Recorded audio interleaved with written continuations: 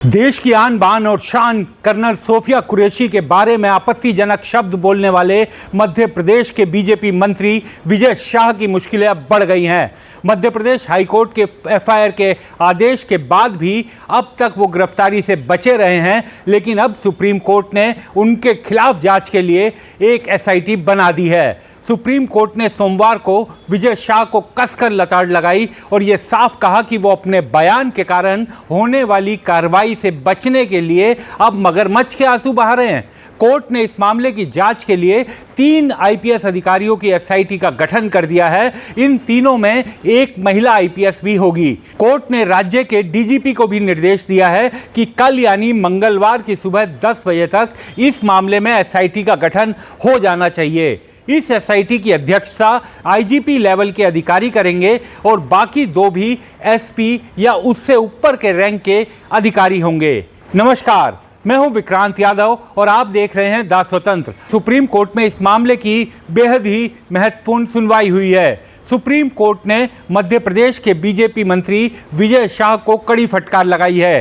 Court में उनके वकील ने दलील दी कि उनके वकील ने अपने बयान के लिए माफ़ी मांग ली है। कोर्ट ने कड़ी लताड़ लगाते हुए कहा, ये किस तरह की माफ़ी है? जो विजय शाह ने बोला उसकी वीडियो क्लिप हमने भी देखी है। माफ़ी शब्द का एक अर्थ होता है। कई बार वो कार्रवाई से बचने के लिए की जाती है और कभी कभी मगरमच्छ के आंसू की तरह होती है। कोर्ट ने मंत्री से पूछा, आपकी माफ़ी किस श्रेणी में आती है? मामले की सुनवाई कर रहे जस्टिस सूर्यकांत ने कहा कि जिस तरह का बेहुदा बयान इस व्यक्ति ने दिया है वो बहुत ही आपत्तिजनक है। विजय शाह एक पब्लिक फिगर है, एक नेता है। उन्हें बोलने से पहले अपने शब्दों को तोलना चाहिए। स्टेज पर इस तरह की भाषा। जस्टिस सूर्यकांत ने कहा कि यह सेना के लिए बहुत महत्वपूर्ण मुद्दा है और हमें बेहद जिम्मेदार रहने की ज़रूरत है। कम से कम ये तो हम अपनी सेना के लिए कर ही सकते हैं जो हमारे लिए सीमा पर लड़ती है। विजय शाह के वकील ने दलील देने की बहुत कोशिश की कि उन्होंने दिल से माफ़ी मांगी है। जज सूर्यकांत ने उनकी माफ़ी वाले वीडियो का हवाला देते हुए कहा कि अगर ये तुम्हारी माफ़ी है तो हम सिरे से इसे खारिज करते हैं। पहले आप वो वीडियो देखिए जब इस विजय शाह ने जो माफ़ी मांगी थी उसका वीडियो अपने एक्स हैंडल पर जारी किया था। उसके बाद आगे की कहानी सुनाते हैं। मैं विजय शाह हाल ही में मेरे दिए गए बयान से जो हर समाज की भावनाएं आयत हुई है उसके लिए मैं दिल से न केवल शर्मिंदा हूं, दुखी हूं, बल्कि माफी चाहता हूं। हमारे देश की वो बहन सोफिया कुरैशी राष्ट्र धर्म निभाते हुए जाति और समाज से ऊपर उठकर उन्होंने जो काम किया है वो हमारी सगी बहन से भी ऊपर सम्मानित है। हमारी सेना और हमारे सोफिया बहन के साथी जितने भी जिन्होंने हमारी उन बहनों का बदला लेने के लिए, हिंदुस्तान का मान सम्मान रखने के लिए और हमारे विरोधियों को धूल चटाई है, मैं उनका सम्मान करता हूं। हाल के भाषण में जब मेरी इच्छा और मनसा यही थी कि मैं उनके बात को अच्छे से समाज के बीच में रखूं, लेकिन दुखी और विचलित मन से कुछ शब्द गलत निकल गए, जिसके कारण आज मैं खुद शर्मिंदा हूं और पूरे समाज से और समुदाय से माफी मांगता हूं। बहन सोफिया के और सारे मिलिट्री वालों का मैं हमेशा सम्मान करता हूं और आज हाथ जोड़ के सबसे मैं अपने आप को माफी चाहता हूं। जस्टिस सूर्यकांत ने कहा कि तुम ये तक मानने को तैयार नहीं हो कि तुमने गलत बोला है और लोगों की भावनाओं को चोट पहुंचाई है। विजय शाह के वकील ने कहा कि वो दोबारा से अभी माफी मांगने को तैयार है। जस्टिस सूर्यकांत ने कहा कि अब तक किसने उन्हें ऐसा करने से रोका हुआ था? अब तुम ये संदेश देना चाहते हो कि कोर्ट के कारण तुमने माफी मांगी। पता है तुमने किस तरह से लोगों की भावनाओं को चोट पहुंचाई है। जस्टिस सूर्यकांत ने एफआईआर के मामले में राज्य सरकार की पुलिस को भी कटघरे में खड़ा किया। उन्होंने कहा, जब हाईकोर्ट को दखल देना पड़ा उसके बाद क्या किया गया? क्या कोई संज्ञेय अपराध बनता है या नहीं, इसकी जांच की गई।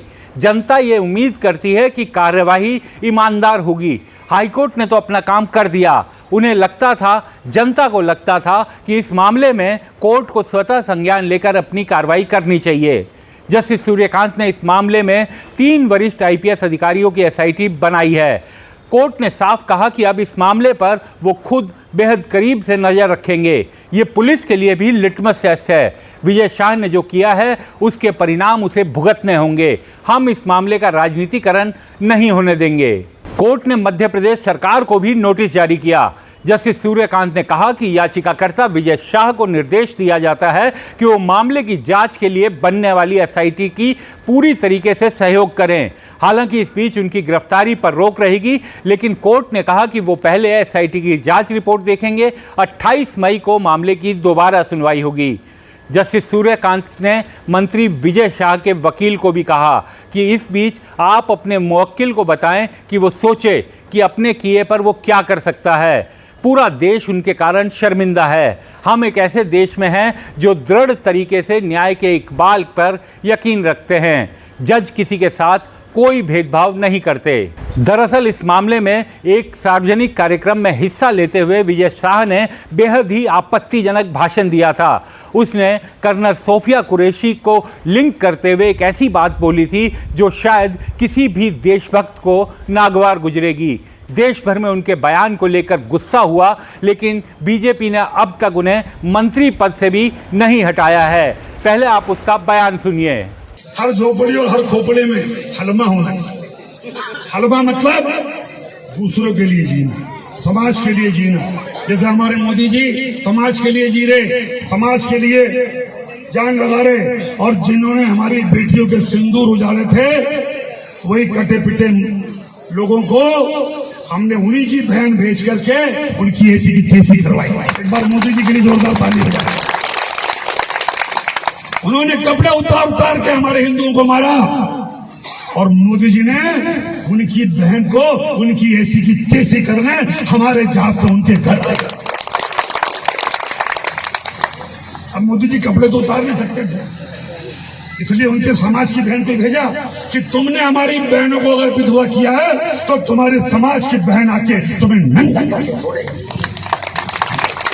देश का सम्मान, मान सम्मान और हमारी बहनों का सुहाग का बदला तुम्हारी जाति की समाज की बहनों को पाकिस्तान भेजकर अगर कोई ले सकता है, और उन्होंने कहा था घर में घुस के मालूम, घर में घुस जमीन के अंदर गाड़ दूंगा। अगर आपने प्रधानमंत्री का भाषण सुना हो, जमीन के अंदर गाड़ दूंगा। अरे 3-3 मंजिल के नीचे आतंकवादी पाकिस्तान में बैठे थे। बड़े बम से पहले ऊपर का छत उड़ाया, फिर बीच की छत उड़ाई और अंदर जाके उनके परिवार की ऐसी की तैसी। ये सिर्फ 56 इंच का सीने वाले। हमें गर्व है कि हमारे देश का प्रधानमंत्री नरेंद्र मोदी है, और हम सुरक्षित हैं कि उसने S-400 लेके आया। और S-400 कब आई? जिसने पाकिस्तानी हमले को नाकाम किया। सब समझदार लोग बैठे।